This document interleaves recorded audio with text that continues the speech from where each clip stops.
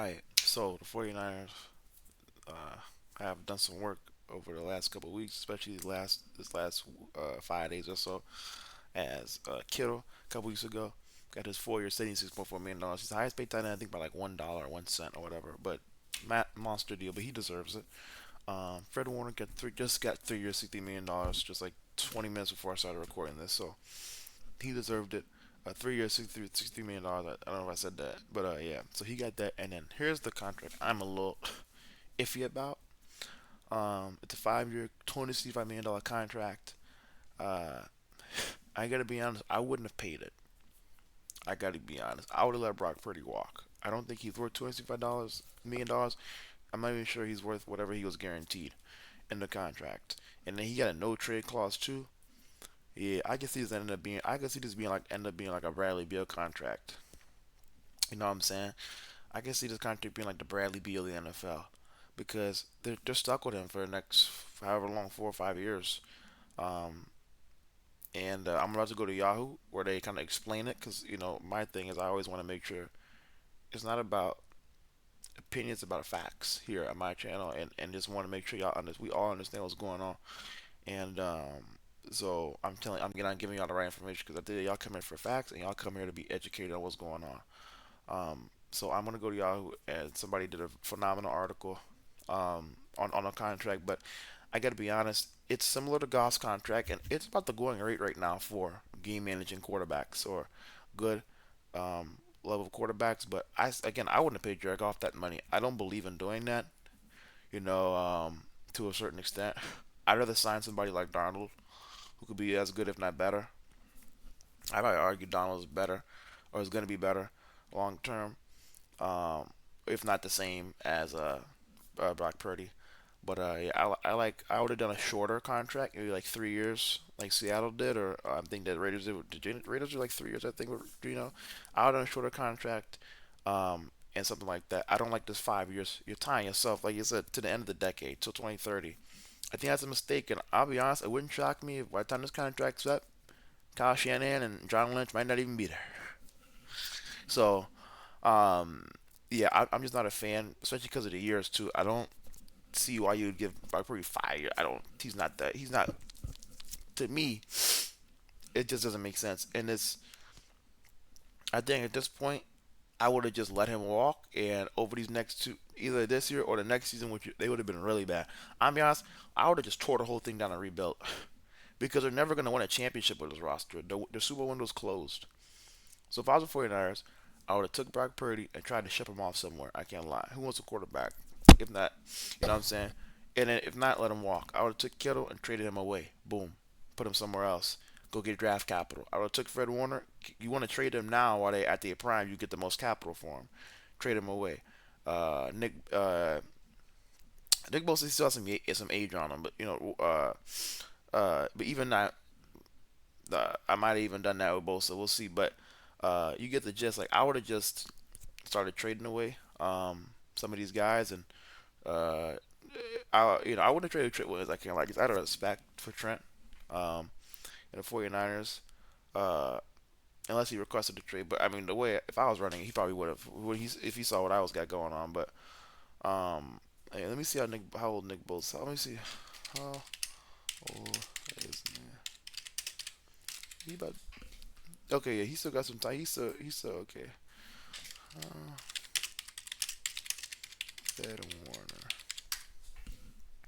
Okay, Fred only 20. Okay, so he's only a year older than and the brothers almost around the same time. So he's only a year older than the Bosa yet.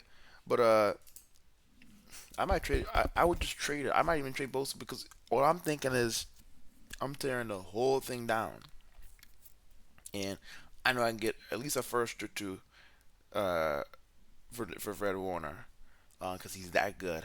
Um, at least a first or two for George Kittle because he's that good. And you're probably gonna get 2 to 3 first round picks for probably getting at least two for Nick Bosa. So plus and that's plus whoever young players and other third, fourth, second round picks and all that kind of stuff.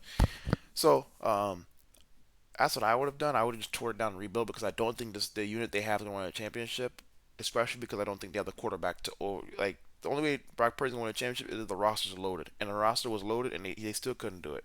So, um, I don't believe that the roster's worse now, and they're going to start. They're going to be able to do it. Plus, Ayuk is out. I just think, I think, uh, I think the lack of bad drafting from the 49ers and not hitting, like that's what makes the Chiefs because they always find gems in the draft to fill whatever holes they have on cheap contracts. The 49ers have not been able to do that, but they also have Mahomes too. But you get what I'm saying.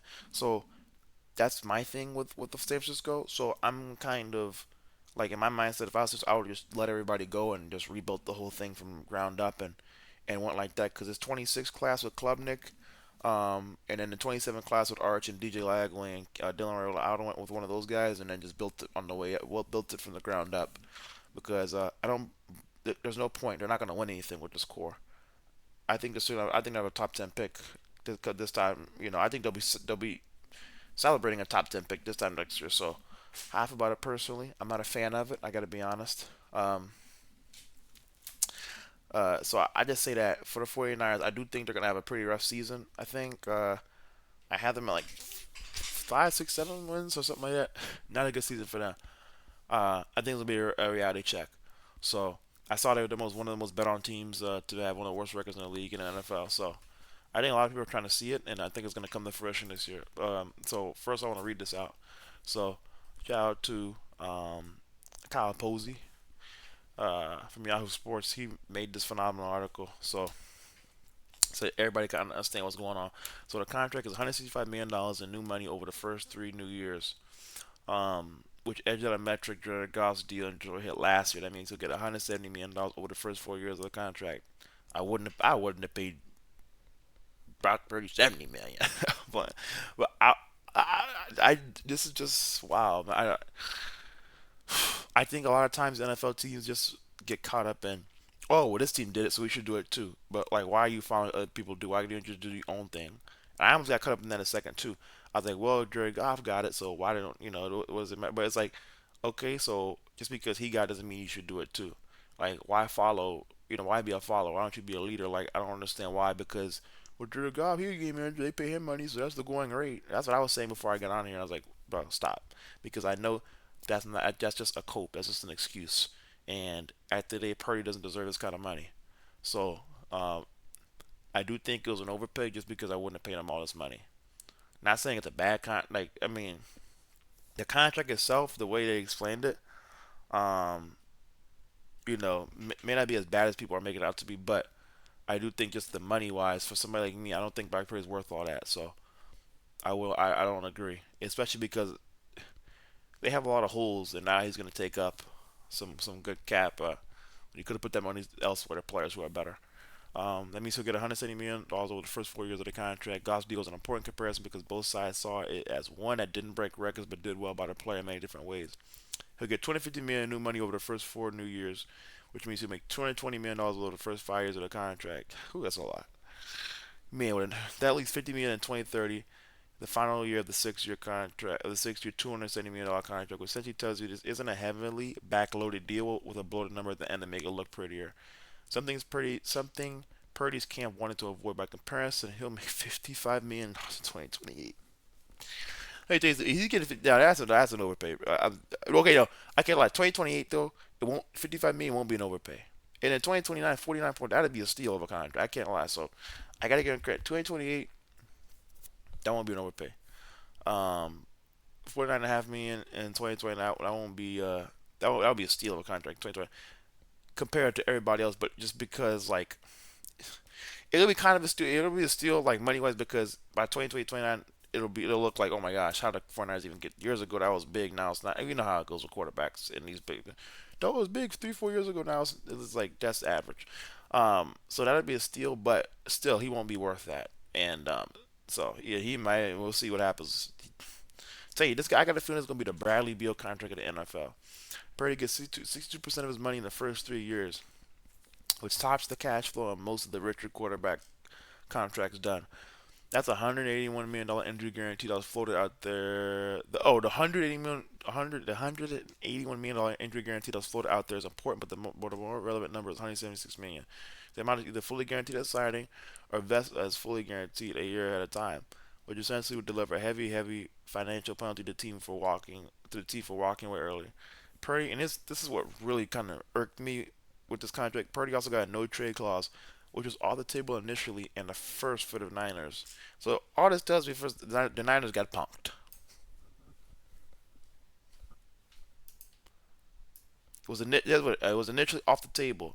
Okay, it was off the table. Why'd you put it on the table? I would have told Brock Purdy go kick rocks. I'm talking about a no trade clause. Who do you think you are? If I'm even discussing about trading you, what does that say about you? Being able to say that you were the first to accomplish something for a story franchise in 49ers is a nice feather in the cap for Brock Purdy. I'm going to be honest. For all the great players the 49ers have had, the fact that Brock Purdy is the first one to get a no trade clause on his contract is embarrassing for the organization. During the first 5 years of contract, Purdy make over $44 million annually, about $9 million short of the initial number reported. That's a great deal for the 49ers and should allow them the flexibility to continue to build around Brock. It works for Purdy because he gets the majority of his cash up front and it comes with an injury guarantee. When we found out Purdy had no trade clause, I speculated whether the team would give themselves an out toward the end of Brock's Purdy contract. The guarantees noted above signal that it isn't the case, meaning Purdy is here to stay for the duration of the decade, not out of security. That's horrible for the 49ers. I wouldn't even want him now. But as a Seahawks fan, I'm happy because, y'all can talk about, oh, he's 112 QB for Seattle. Okay, well, I think, let's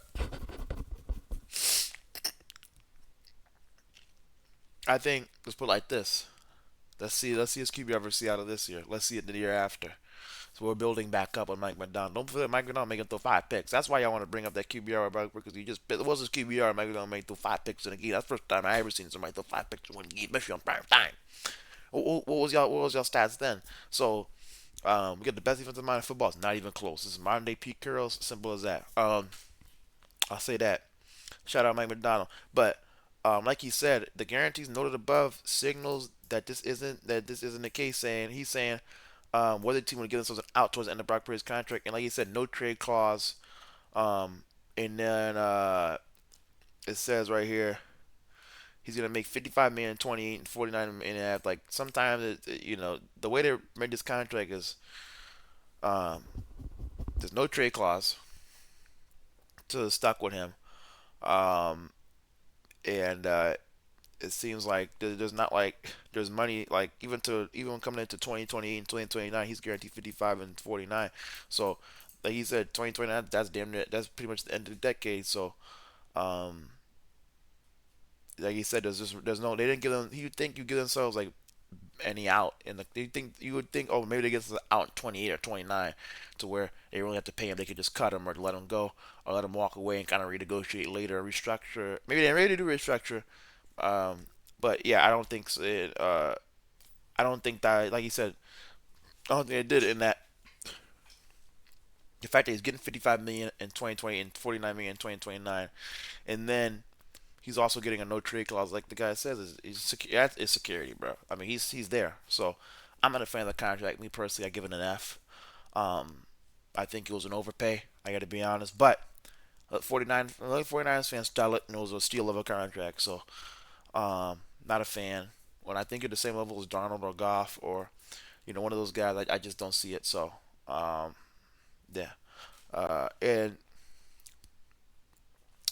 yeah, so yeah, I think the 49ers definitely made a mistake on this one. I got to be honest. I think they're gonna make a mistake because what's gonna happen is it's gonna fall apart, and even like when y'all could have tanked and got Kate Klubnik or an Arch Manning or something like that.